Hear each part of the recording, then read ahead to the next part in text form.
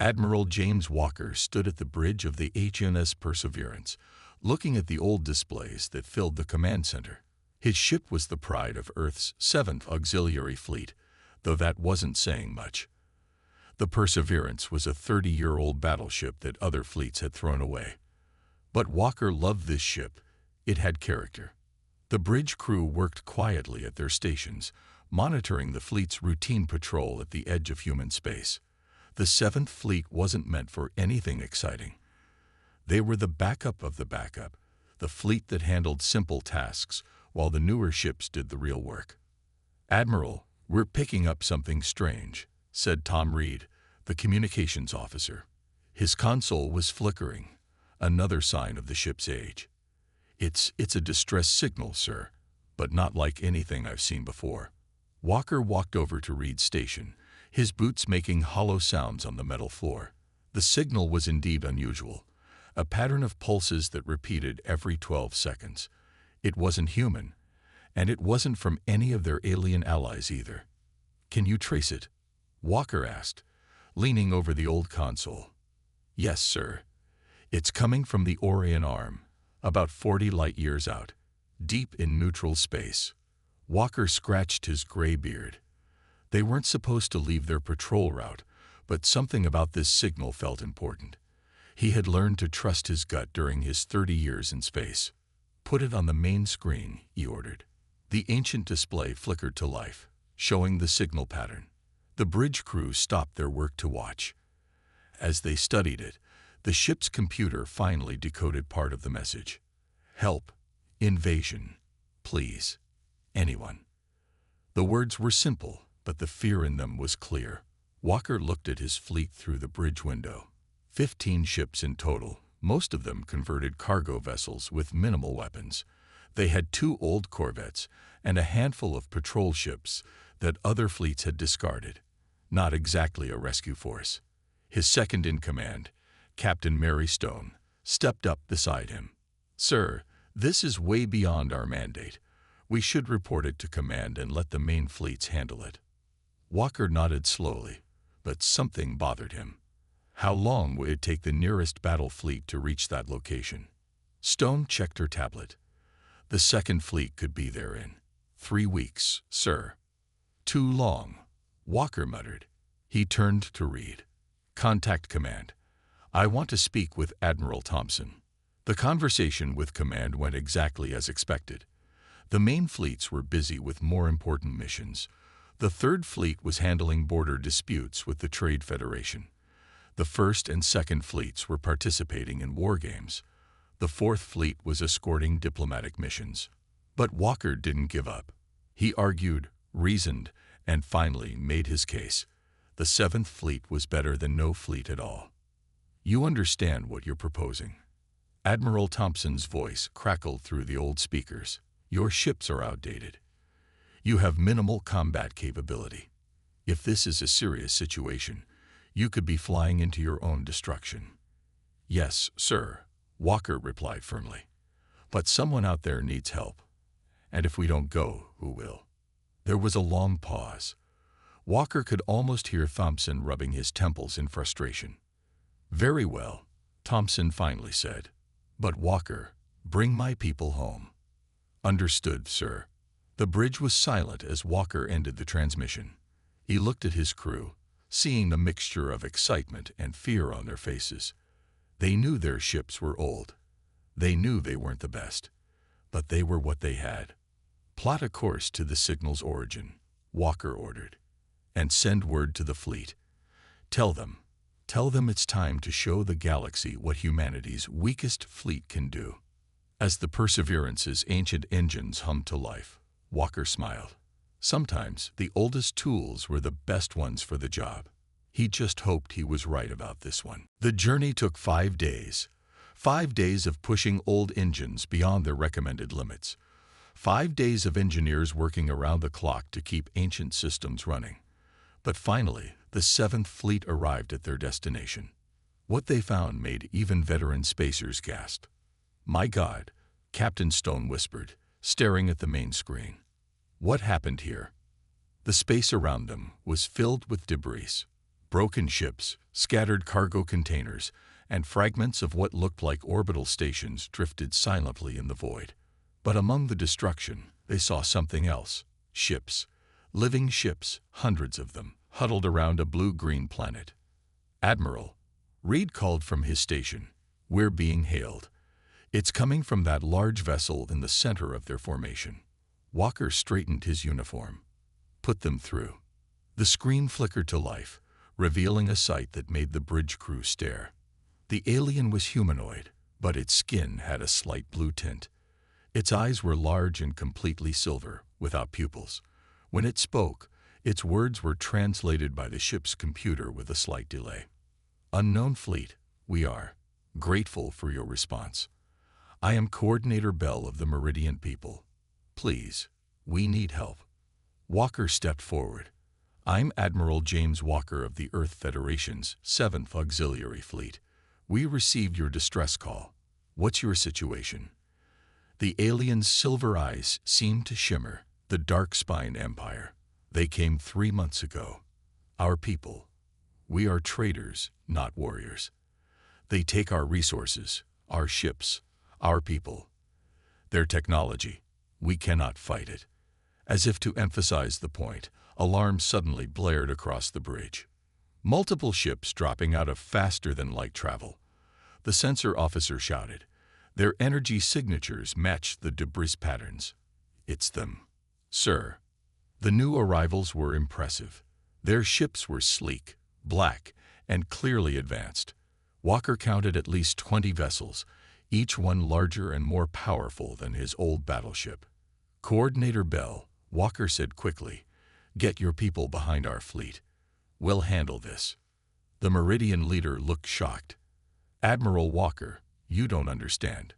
These ships, their targeting systems, are perfect. Their weapons never miss. Your small fleet cannot." "Let us worry about that," Walker interrupted with a small smile. "We might surprise you." As the Meridian ships moved to safety, Walker turned to his crew. "Battle stations, and get me the fleet commanders on the line."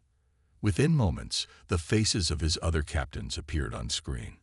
They all wore the same expression, a mixture of determination and concern. "Ladies and gentlemen," Walker said, "those ships out there are probably more advanced than anything we've ever faced. Their weapons are better. Their shields are stronger. Their computers are faster." He paused, letting that sink in. "But they've never fought humans before. And they've certainly never fought the 7th. He pressed a button, bringing up tactical displays. "Remember your training.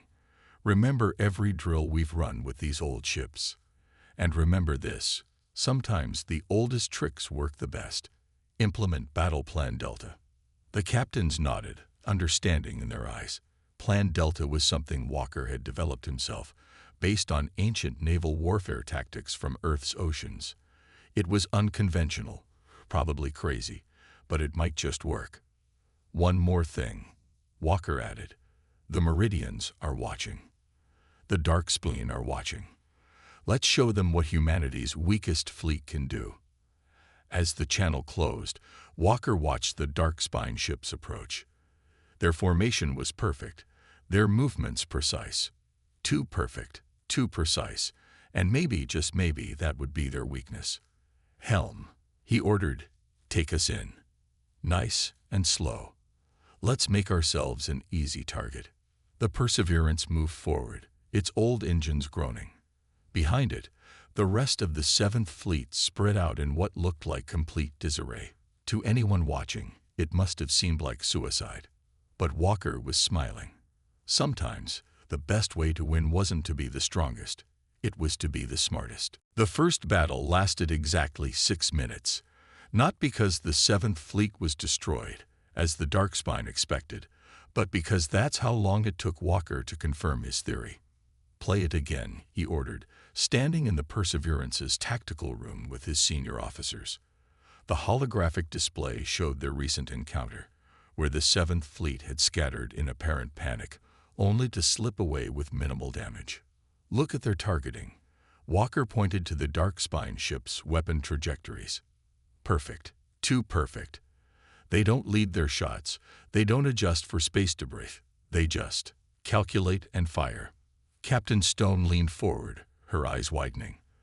They're relying completely on automated systems. Exactly. Walker smiled. And our ships are so old, so poorly maintained by their standards, that their targeting computers can't properly predict our movements. We're too imperfect. The tactical officer, Bill Harris, laughed. Our greatest weakness is actually our strength. More than that, Walker turned to the room's other occupant, a Meridian engineer named Ring who had been watching silently. Your people's ships are actually more advanced than ours in many ways, but that's why you're losing. The Dark Spine Eye targets the most sophisticated systems first. Ring's silver eyes blinked. But how does this help us? We cannot make our ships less advanced. Actually, Walker grinned, that's exactly what we're going to do. The next 3 days were a flurry of activity. The 7th Fleet's engineers worked alongside Meridian crews, teaching them something that seemed crazy: how to make their ships worse. In the Perseverance's main hangar, Walker watched as human technicians removed advanced targeting computers from a Meridian vessel, replacing them with manual controls salvaged from Earth cargo ships. The Meridian crew looked horrified. Trust me, Walker told them. Sometimes the old ways are better. He walked through the hangar, watching more changes take place. Meridian ships were being stripped of their automation, their predictable flight patterns replaced with human unpredictability. Engineers installed old-style radar systems, mechanical backup controls, and even primitive radio equipment. Admiral, Ring approached him, holding a piece of Earth technology. This is just a metal spring. How can this help us fight? Walker took the spring, smiling. Because sometimes, Ring, the simplest solution is the best one. Your ships rely on complex hydraulics that the Dark Spine can hack. This spring, it just works. In the training rooms, human officers taught Meridian crews how to fight without computers, how to aim weapons by eye, how to navigate by stars, how to communicate using simple codes. The Meridians were frustrated at first, but slowly they began to understand. Your people built these skills over centuries of warfare, Ring observed, watching a training session. We never needed them before. And that's why the Dark Spine don't expect them, Walker replied. They think warfare is all about having the best technology. They'd forgotten that wars are won by people, not machines. On the 4th day, a Dark Spine scout ship appeared at the edge of the system. It watched for several hours as the human Meridian fleet practiced their maneuvers, their ships moving erratically, their formations seemingly chaotic. Walker imagined the reports being sent back to the Dark Spine command. The humans are making the Meridians worse. They're degrading their technology. This is no threat. Perfect.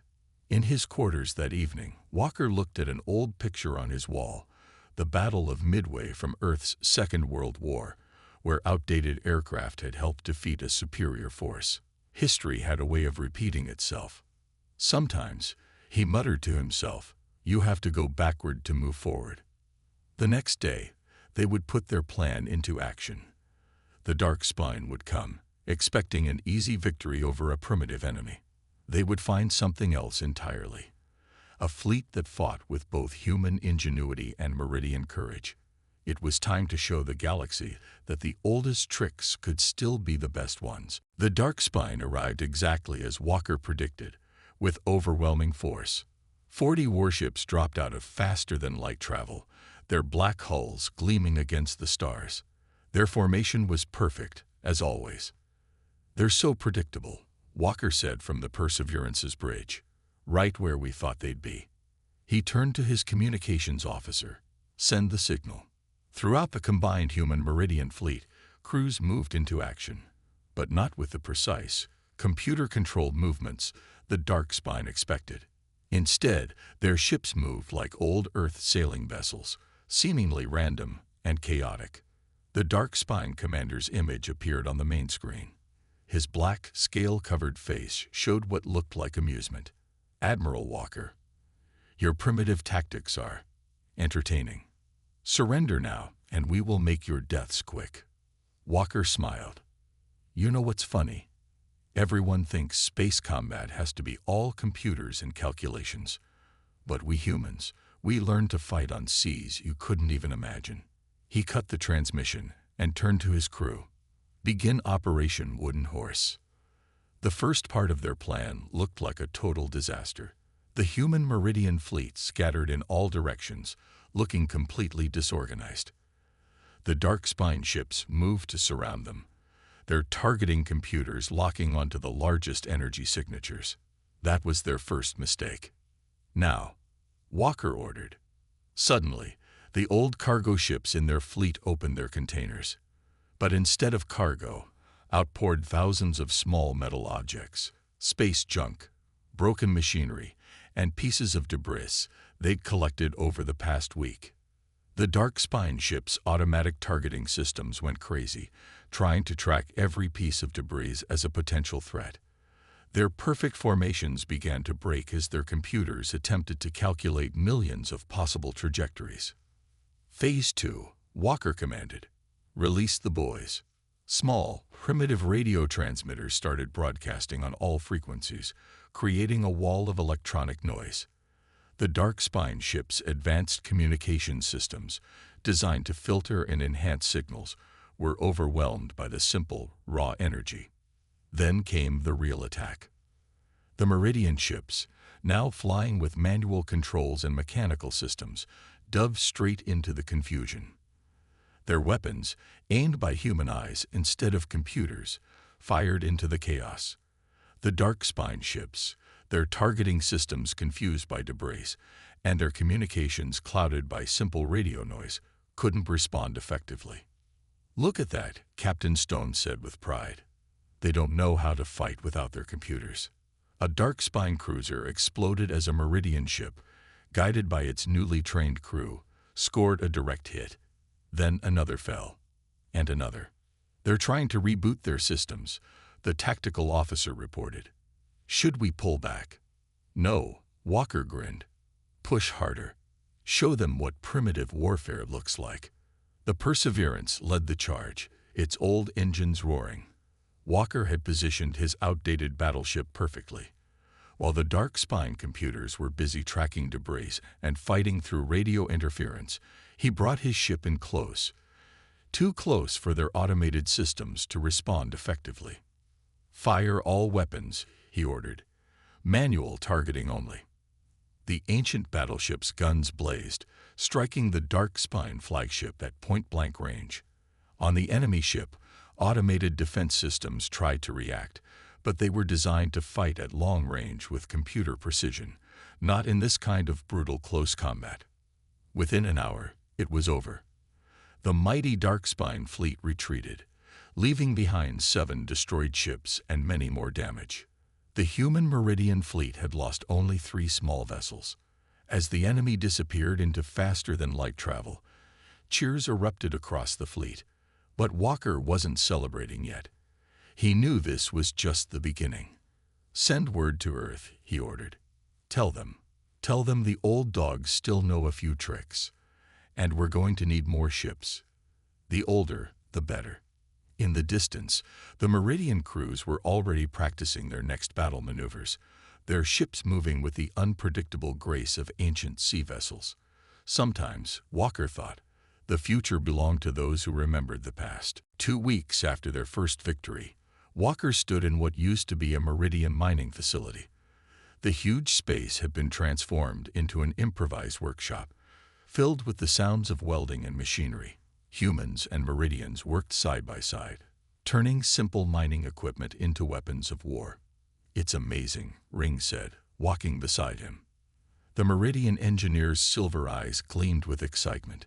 "We never thought of using mining lasers this way." Walker watched as workers mounted a modified mining laser onto a ship's hull. The weapon wasn't as powerful as military-grade equipment, but it had one big advantage. It was completely mechanical, impossible for the Darkspine to hack. "Your people are learning fast," Walker replied, ducking under a hanging cable. "But we need to work faster. The dark spine won't stay confused for long. He was right. Their spies reported that the Dark Spine Empire was already adapting, trying to develop countermeasures against the human tactics. More ships were coming, bigger ones, with new weapons. In another part of the facility, Captain Stone was teaching Meridian crews how to use simple radio codes. Think of it like old sea warfare, she explained. Signal flags, but with radio waves. The simpler the message, the harder it is for them to crack. Walker smiled, remembering how the Dark Spine had tried to intercept their communications in the last battle.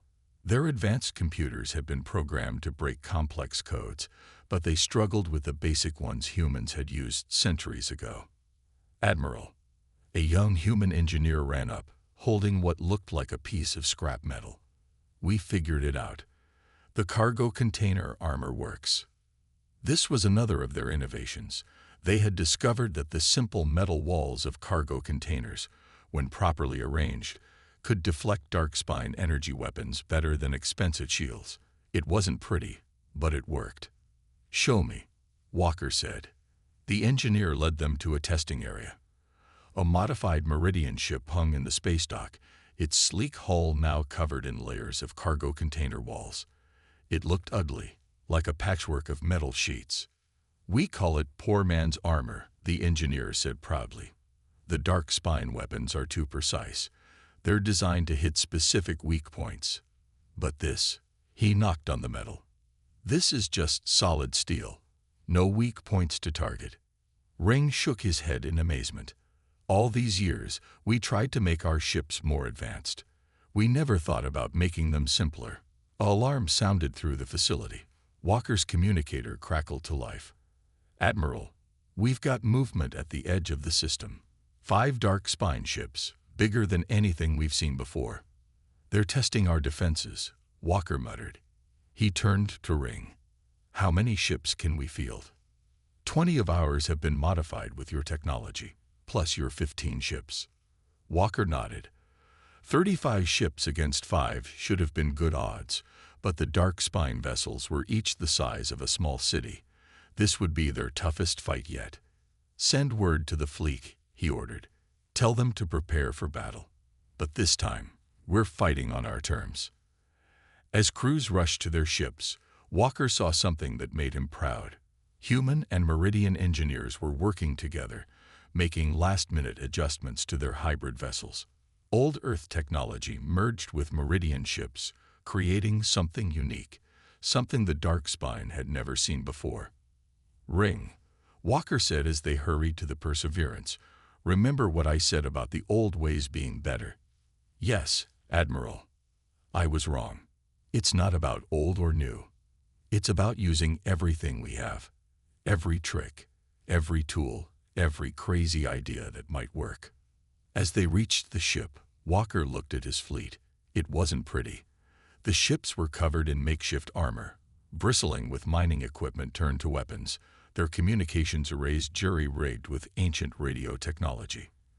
But they were ready. Sometimes, the best innovations came from having your back against the wall. The 5 massive Dark Spine ships moved like black mountains through space, their huge forms blocking out the stars behind them. Each one was bigger than Walker's entire fleet combined. "Look at the size of those things," Captain Stone whispered on the bridge of the Perseverance. Walker wasn't looking at the enemy ships. Instead, he was watching the local star. They had positioned their fleet with the sun at their backs, an old trick that was about to become very useful. "All ships, maintain position," he ordered. "Remember the plan. Wait for my signal." The Dark Spine ships drew closer. Their new design was impressive. Heavily armored, with weapons ports covering every surface. They had clearly been built to counter the human fleet's close-range tactics. The enemy commander's face appeared on screen. He looked different from the others, older, more serious. "Admiral Walker, your primitive tricks won't work this time. Surrender, and we might let some of your people live." Walker smiled. "You know what your problem is. You think technology is the answer to everything. But we humans, we learned to fight with sticks and stones before we had computers." He cut the transmission and turned to his crew. Begin Operation Sunburn. Across the fleet, crews put their new innovations into action. The ugly cargo container armor gleamed in the starlight. Modified mining lasers hummed to life. And most importantly, every ship's manual controls were ready. The dark spine ships opened fire. Their advanced weapons blazed across space and mostly missed. The human Meridian fleet's random, unpredictable movements made them hard targets, just like before. But this time, the dark spine were ready. Their new ships had so many weapons that even random fire was dangerous. 2 Meridian vessels took heavy hits, their makeshift armor barely holding. "They've adapted," Stone said. "We need to do something fast." Walker nodded. "Signal the mining ships. Start the solar flare." This was their riskiest plan yet. Over the past week, they had positioned mining ships around the local star, their industrial-grade equipment modified for a very specific purpose. Now, those ships activated their equipment all at once, agitating a small portion of the star's surface. The result was spectacular. A massive solar flare erupted, sending a wave of radiation and charged particles straight at the battlefield. The human Meridian fleet, positioned just right, was mostly shielded from the blast. The dark spine ships, with their sophisticated sensors and delicate electronic systems, were not so lucky. "Direct hit," the tactical officer shouted. "Their sensors are overloaded. All ships, attack pattern Delta," Walker ordered, "just like we practiced." The combined fleet moved like a swarm of angry bees. Their ships darted in from all angles, firing their hybrid weapons. Mining lasers, designed to cut through asteroid rock, sliced into the dark spine ships' hulls. Improvised missiles, made from mining charges, exploded against their weapons ports. The dark spine tried to fight back, but their automated targeting systems were confused by the radiation. Their perfect formations fell apart as they tried to track enemies they couldn't properly see. "Look at that," Ring said from his position at the engineering station. "Their advanced shields don't work well against our simple weapons. They're designed to stop energy weapons, not mining lasers and solid objects." Walker watched as one of the massive enemy ships turned, trying to retreat. His fleet pressed the attack, focusing fire on the weak points they had discovered. One by one, the giant ships began to fall. The battle lasted 3 hours. When it was over, 3 of the massive dark spine ships were destroyed. Another was heavily damaged and retreating. The 5th had surrendered, something unprecedented in dark spine history. As cleanup operations began, Walker received a message from Earth Command. Other alien species had been watching the battle. The news was spreading across the galaxy. The mighty Darkspoon Empire could be beaten, and by ships that most would consider obsolete. "Send word to all ships," Walker ordered. Tell them they just helped write history. The day humanity's weakest fleet proved that strength isn't about having the best technology. It's about having the best ideas." Behind him, through the bridge window, the star continued to shine, its recent flare a reminder that sometimes the simplest forces in nature could overcome the most advanced technology. 3 months after the Great Battle, Admiral Walker stood in the Meridian Central Council chamber. The room was packed with representatives from 20 different alien species, all eager to see the human commander who had helped defeat the Darkspine Empire. "The Darkspine have signed the peace treaty," the Meridian High Council leader announced. "Their fleet has withdrawn from all occupied territories. For the first time in a century, they have accepted defeat." Applause filled the chamber. Walker noticed how different things were now. Where once there had been fear in the aliens' eyes, now there was respect. Not just for humans, but for the power of thinking differently. Ring, now promoted to chief engineer of the Meridian fleet, stepped up beside him. "They're calling it the Walker Doctrine," he said with a smile. "The idea that older technology, used cleverly, can defeat advanced systems." Walker shook his head. "They're missing the point. It was never about old versus new. It was about thinking for ourselves instead of letting machines do all our thinking for us." The chamber grew quiet as a new figure entered. Admiral Thompson from Earth Command. He walked straight to Walker, holding a datapad. "The Federation is impressed," Thompson said. "They want to promote you to command of the Second Fleet. Brand new ships, latest technology, everything you could want." Walker looked out the chamber's window. He could see his fleet in orbit, the old Perseverance, the converted cargo ships, the hybrid vessels they'd created with the Meridians. Their hulls were still scared from battle, their makeshift armor giving them a rough, powerful appearance. "Thank you, sir," Walker replied. "But I think I'll stick with the Seventh Fleet." Thompson raised an eyebrow. "Even after everything, you still want to command our weakest fleet?" Walker smiled. "With respect, sir, I don't think we can call them the weakest fleet anymore."